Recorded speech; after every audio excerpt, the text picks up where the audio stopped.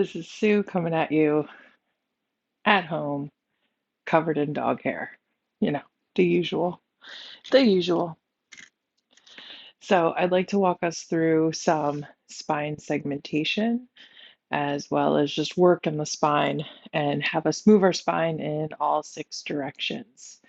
So, all six directions of the spine is the is one of the best ways to make sure the spine is moving and also to give us the most variability, the most options to move our spine, especially if we're going to load it. So, our cervical spine, which is our neck, moves in all six directions. We've got direction one, flexion, direction two, extension, direction three is a twist, one direction, and then four is the other direction, and then we've got C curve, C curve. So the cervical spine does all six directions really well. The thoracic spine is the next, it's your T spine, right? And that generally exists where your rib cage is. So from the base of your cervical spine until where the rib cage tapers in, but the part of your spine. It's just easier to call it and show it in the rib cage area.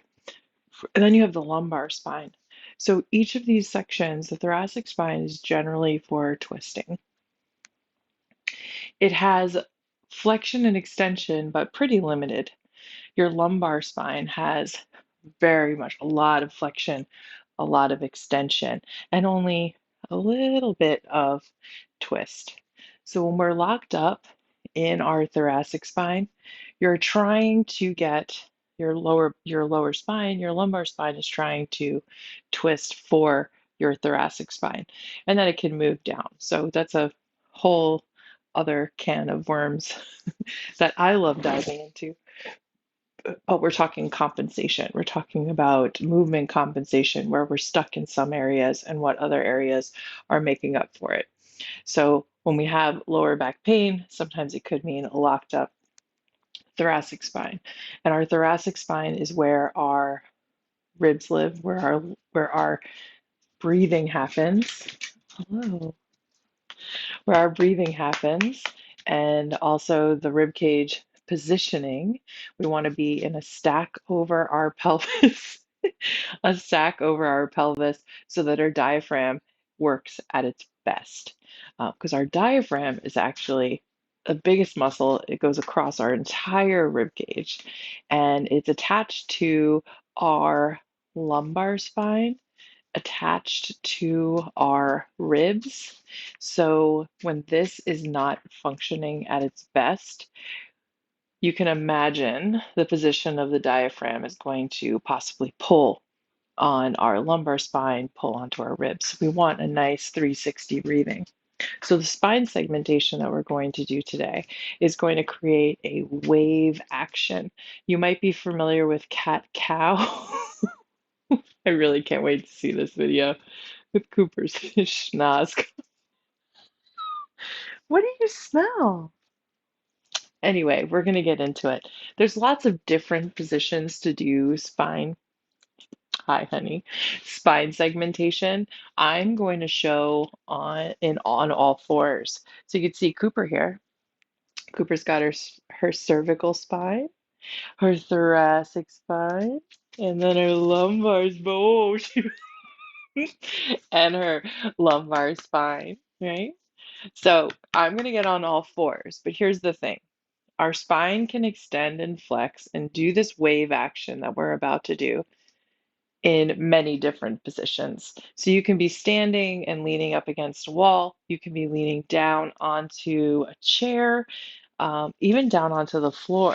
But I find that being on all fours, if your knees will let you, being on all fours actually helps lock in the structure of my body so that I can really try to concentrate in. So what we're going to do is create a wave. It's always going to start at the pelvis. Yes, you can go the other way, but we're going to start at the pelvis. We're going to tuck the pelvis under and then create a wave up into flexion, starting at our pelvis and then moving up to our necks. And then we're going to do the opposite and come down into extension. Okay. So the key here, there's lots of different keys. This is a refinement process. I've been doing this for 3 years and I'm still finding days that I can't connect to my spine. And then I find other days that I find that I connect really well.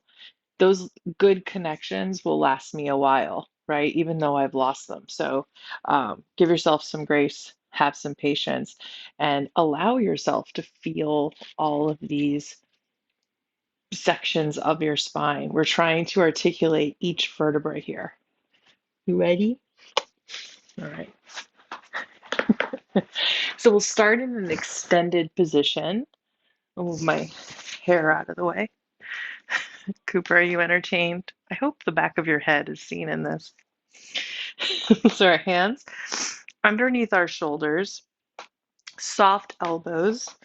Knees are fairly wide. We want to give ourselves enough room to find extension. So remember too that we have a back of our spine and we also have the front.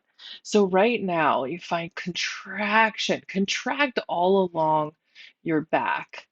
This is actually compressing the back side of our vertebra and we're opening the front side of our vertebra. They go like this. So this is compression of the back side and this is the front side of the spine opening up. Okay. So with that, we're going to start at our pelvis. Now, when I say tuck our pelvis under, you're just going to hide your bum from the back of the room. So find that spot and hide your bum, just your bum. The first thing we want to do is hide the bum, but we also want to keep our entire back in extension. We want to maintain this position for as long as we can. So we're hiding our bum from the back of the room. Keep hiding it, and then until your lower back just can't help it.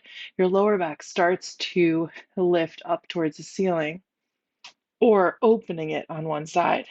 Find the lower back. See if you can find the mid back. We're coming up into flexion, and now your upper back, and then gently gaze down.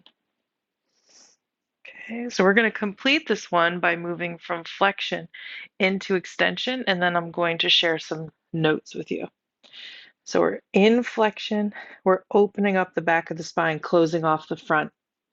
So contract through the whole front body. Pelvis is tucked under. And now you're going to show just your bum to the back of the room. Just move your pelvis, tilting it, showing your bum to the back of the room. Your lower back starts to engage and want to go down. Find the mid back and the upper back, and then a gentle gaze up. Okay, this is not easy finding these segments of the spine. You might just be in a slow cat-cow. That's okay. This is cat-cow.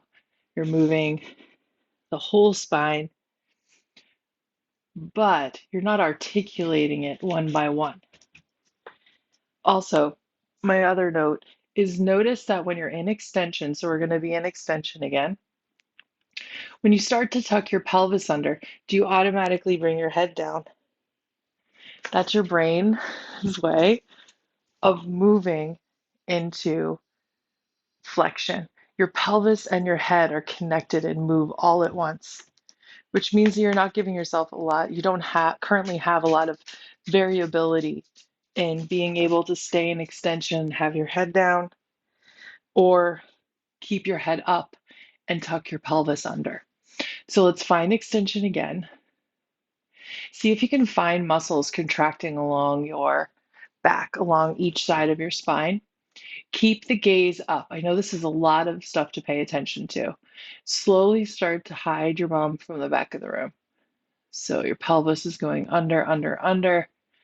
Whew, I feel that all in my upper back. Wow. Because I usually drop my head at this point. So the lower back starts to find flexion.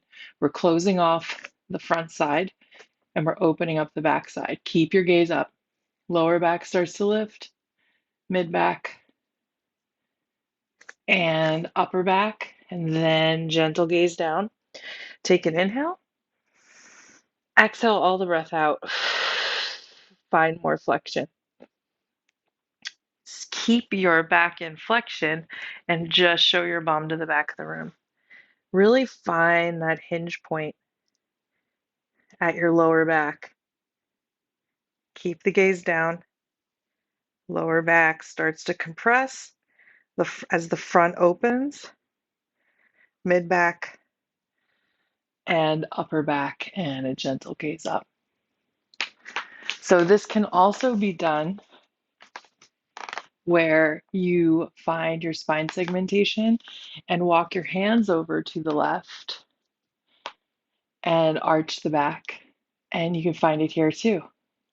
You might feel this a lot in your side body, tucking under, hiding your bum from the back of the room, lower back, mid back, upper back, and show your bum to the back of the room, lower back, mid back. My head started to move, and upper back. Maybe the other side. I know I'm moving through this fairly fast. If you're leaning on a wall, you just walk your hands over to the right and the left. Find an arch, hide your bum, lower back, mid back, upper back, and show your bum to the back of the room, lower back, mid back, upper back. So doing this is a challenge. If you're one that really likes to have a challenge, then this will be right for you. If you're the type of person that wants to get it perfect the first time and every time after that, this may show you a little bit of patience. Connecting your brain to your body in this way is a challenge. So if you're up for a challenge, just keep at it. Try it once or twice during your day, especially if you find yourself sitting at a desk or just sitting down. You can find flexion, and you could do it seated. Any way that you could just try to find to articulate each portion of your back is going to just make you feel great. I promise, just even a little bit.